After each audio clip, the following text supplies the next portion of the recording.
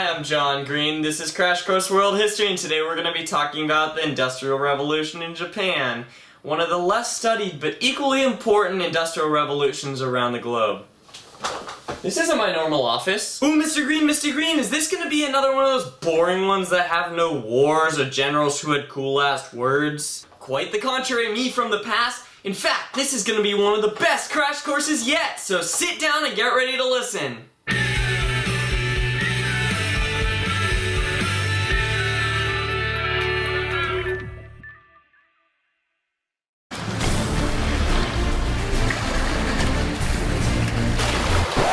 I, Matthew Perry, have this letter for your ruler.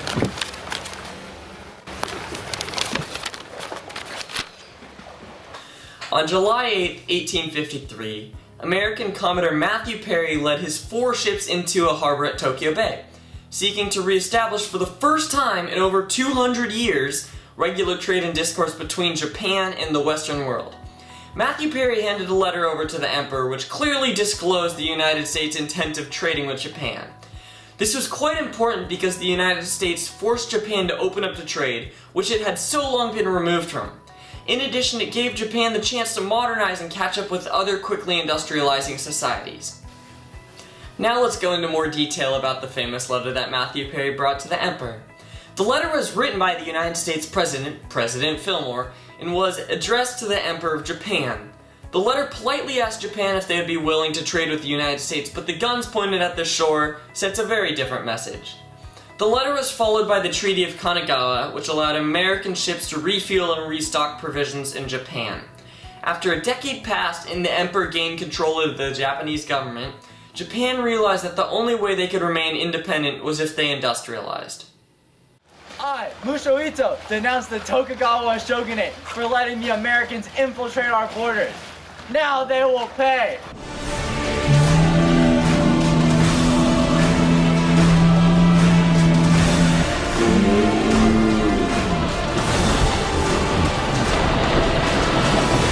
The Meiji Restoration was spurred on by discontent among the people. Many people were furious at the shogun for allowing the Americans to treat them as inferiors and for granting them their requests unopposed. Enraged civilians announced the shogun no longer effectively in power and declared the emperor as their new official ruler.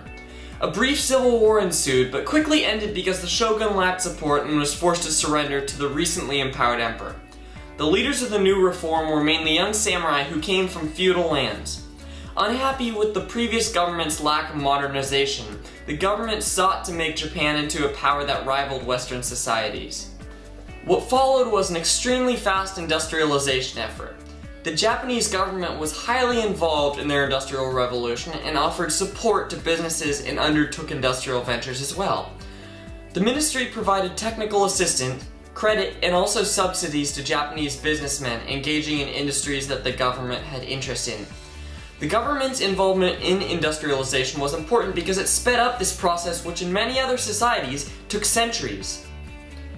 By the 20th century, Japan's industrialization was mostly complete. By 1890, nearly 1,400 miles of railway were constructed.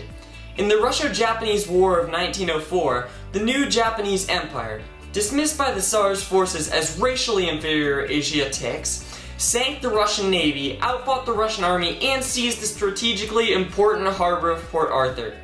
This massive victory for Japan's army drew the eyes of the Western world and demonstrated that Japan had not only industrialized, but developed enough strength to rival other industrialized nations.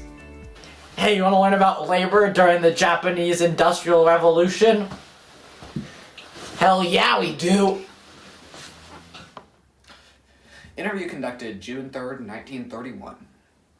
Can you confirm you are 57 years old? Yes. Are you from Japan?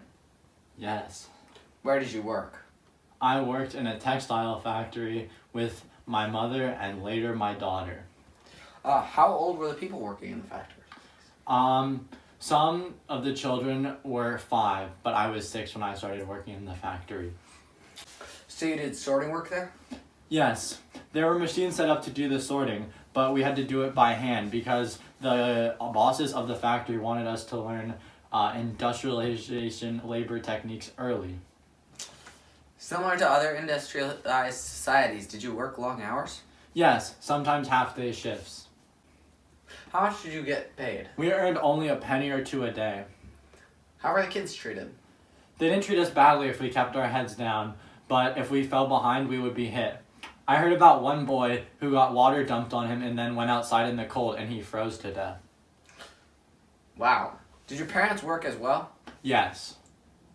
How was your family life like? My parents had little power in the matter of work.